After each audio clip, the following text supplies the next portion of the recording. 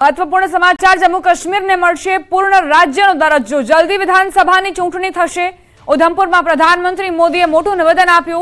દેશ વિદેશથી મોટી કંપનીઓ ફેક્ટરીઓ જમ્મુ કાશ્મીરમાં આવશે। જમ્મુ કાશ્મીર ટુરિઝમ સિવાય સ્પોર્ટ્સ અને સ્ટાર્ટઅપ માટે પણ ઓળખાશે। જમ્મુ કાશ્મીરને તમામ ક્ષેત્રે આગળ લઈ જવાનો મારો સંકલ્પ છે તેવો દાવો કર્યો પ્રધાનમંત્રી મોદીએ।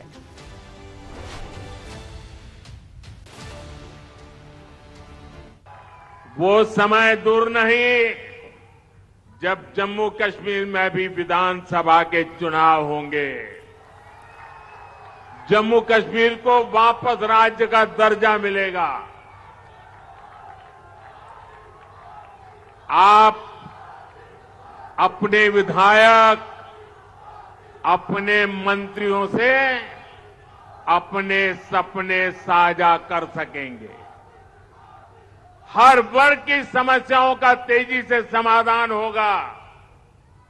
यहां जो सड़कों और रेल का काम चल रहा है वो तेजी से पूरा होगा। देश विदेश से बड़ी बड़ी कंपनियां, बड़ी बड़ी फैक्ट्रियां और ज्यादा संख्या में आएगी। जम्मू कश्मीर टूरिज्म के साथ ही स्पोर्ट्स और स्टार्टअप के लिए जाना जाएगा। इस संकल्प को लेकर मुझे जम्मू कश्मीर को आगे बढ़ाना है। समाचारों में आगे वधी विवाद अंगे पहली बार जाहिर मंच थी रूपालाए निवेदन आप्યું। परसोत्तम रूपालाए कार्यकरोने चेतव्या। કહ્યું મિત્રો ધૈર્ય અને સંયમપૂર્વક કામ કરજો। વાતાવરણને ડહોળવાનો પ્રયત્ન થઈ રહ્યા છે। આપ સૌને હાથ જોડીને નમ્ર વિનંતી છે। મને આપ સૌ રાજકોટ મતદારો પર ભરોસો છે। फानूस बनकर जिसकी हिफाजत हवा करे वो क्षमा क्या बुझे जिसको रोशन खुदा करे। आटली मोटी जनमेदनी वच्चे हूँ पण तमारो सुख दुखनो साथी बनवा आव्यो छुं। संसद में बहु जोई छे, लोकसभा राज्यसभा पण में जोई छे। पार्टीए आपेला कार्यक्रमने पार्टीए कार्यकर्ता तरीके हूँ आपनी वच्चे लईने आव्यो छुं। राजकोटमां गईकाले सांजे मळेला भाजप कार्यकर्ता संमेलनमां भाजप उम्मीदवार रूपालाए आ वात करी। मित्रों, वातावरण ने डोळवा माटेना जे प्रयासों थई रह्या छे, मारी बे हाथ जोड़ीने आप सौने विनंती छे, धैर्य अने संयमपूर्वक काम करजो।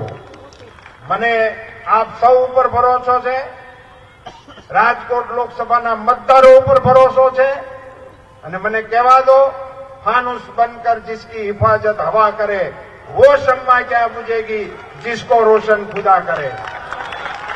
आप सौनी वच्चे नागरिकोनी आवड़ी मोटी जनमेदनीनी वच्चे एक कार्यकर्ता तरीके हूँ पण तमारो सुख दुखनो साथी बनवा माटे आव्यो छुं। संसद में बहु जोई छे, लोकसभा में जोई छे, राज्यसभा में जोई छे। पार्टीए आपेला कार्यक्रमने पार्टीना कार्यकर्ता तरीके हूँ आपनी वच्चे लईने आव्यो छुं।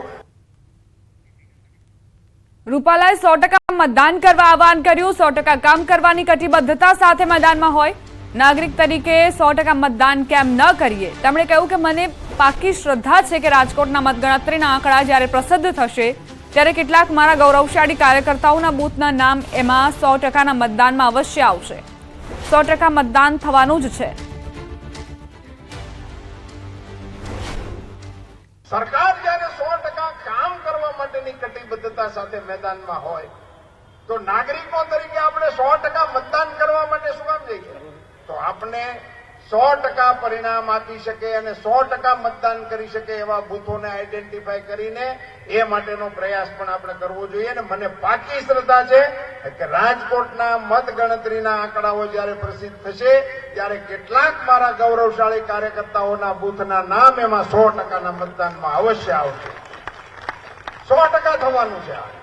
लोकोनो मिजाज छे मतदान आ माटे आगळ वधवानो मित्रों, तो एने आपणे दिशा आपवा माटेनो अने प्रोत्साहन आपवा माटेनो प्रयास ए आपणा कार्यालयोना माध्यमथी करवानुं काम छे।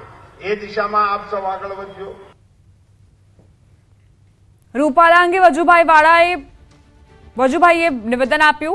રૂપાલાને ઓછામાં ઓછા 2 લાખથી લીડથી જીત અપાવવી છે। ભૂતકાળ ભૂલી જાઓ, હવે શું કરવાનું છે વાત। પહેલા કહેતા કોંગ્રેસ ખરાબ એટલે ભાજપને મત આપો, હવે કોંગ્રેસ રહી જ નથી તો ખરાબનો ક્યાં સવાલ છે।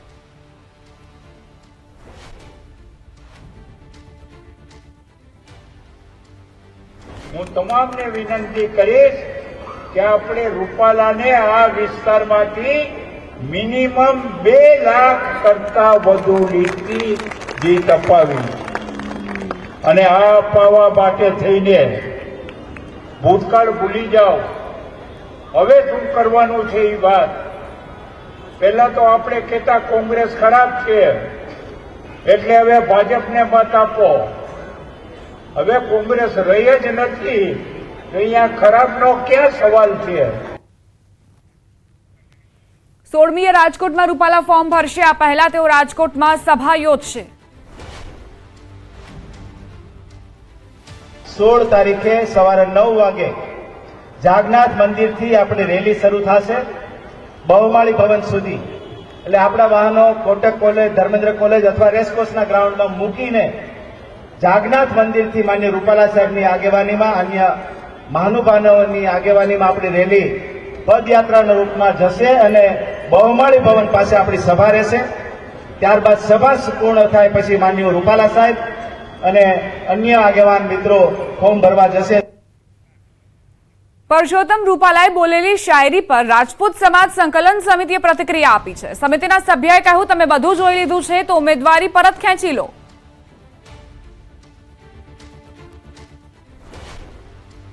તો પુરુષોત્તમભાઈ, તમે તો કાલે શાયરી બોલ્યા અને એવું પાછા બોલ્યા છો કે મેં તો રાજ્યસભાએ જોઈ છે, મેં તો લોકસભાએ જોઈ છે, મેં તો સત્તાના બહુ સ્થાનો જોયા છે. તો તમે બધું જોઈ લીધું હોય પુરુષોત્તમભાઈ તો તમારા પક્ષને નુકસાન થઈ રહ્યું છે, ગુજરાતની શાંતિ અણાઈ રહી છે. તમે પણ બુદ્ધિજીવી છો, પીઢ આગેવાન છો, માટે તમારી ઉમેદવારી તમારું હાઈકમાન્ડ કહે ને એ પહેલા વિડ્રો કરી લો. ચૂંટણી પહેલા મહેસાણા કોંગ્રેસમાં ભંગાણના સમાચાર પ્રાપ્ત થઈ રહ્યા છે. મહેસાણા યુથ કોંગ્રેસ પ્રમુખના કેસરિયા હિતેશ રાયકા અને જિલ્લા કોંગ્રેસ સમિતિના ઉપપ્રમુખ હર્ષદ રાવલ ભાજપમાં જોડાયા. મહેસાણા કમલમમાં જિલ્લા પ્રમુખ સહિત ધારાસભ્યના હસ્તે તેમણે કેસરિયા કર્યા.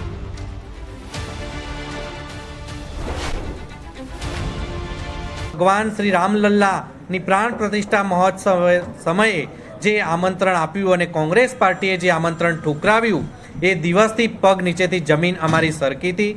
ત્યારે પાર્ટીના પ્રોટોકોલથી ઉપર ઉઠીને મેં મારા ફેસબુક માધ્યમથી, ઇન્સ્ટાગ્રામથી, ટ્વિટરથી, વોટ્સઅપથી, તમામ સોશિયલ મીડિયા માધ્યમથી મેં કહેલું કે જ્યાં મને આ શ્રીરામ ભગવાનનું આમંત્રણ મળશે ત્યાં હું વાજતે ગાજતે જઈ અને જોડાઈશ અને કાર્યક્રમમાં સહભાગી થઈશ.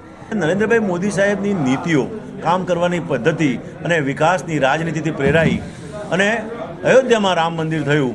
આ રામ મંદિરમાં કોંગ્રેસ પક્ષ દ્વારા જ્યારે આમંત્રણને ઠુકરાવવામાં આવ્યું એનાથી નારાજ થયા અને વિકાસની રાજનીતિથી પ્રેરાઈને ભારતીય જનતા પાર્ટીમાં જોડાયા છે. મુખ્યમંત્રી ભૂપેન્દ્ર પટેલ વાપીની મુલાકાતે ભાજપના ઉમેદવાર ધવલ પટેલ માટે તેમણે પ્રચાર કર્યો. ભાજપ સંગઠનના કાર્યકર્તાઓ તથા અગ્રણીઓ સાથે તેમણે બેઠક કરી.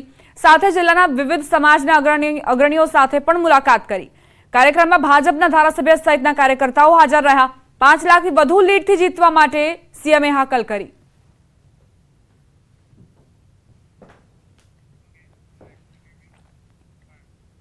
પ્રદેશ ભાજપ અધ્યક્ષ સી.આર. પાટીલ જામનગરની મુલાકાતે જામનગર લોકસભા બેઠકના ભાજપના બૂથ અને પેજ પ્રમુખ સાથે બેઠક કરી. ઓશવાડ સેન્ટર ખાતે સી.આર. પાટીલે લોકસભાની ચૂંટણીને લઈને માર્ગદર્શન આપ્યું. પૂનમ માડમ, ધારાસભ્ય દિવેશ અકબરી, રીવાબા જાડેજા, પૂર્વ કૃષિ મંત્રી આરસી ફળદુ સહિતના નેતાઓ હાજર રહ્યા.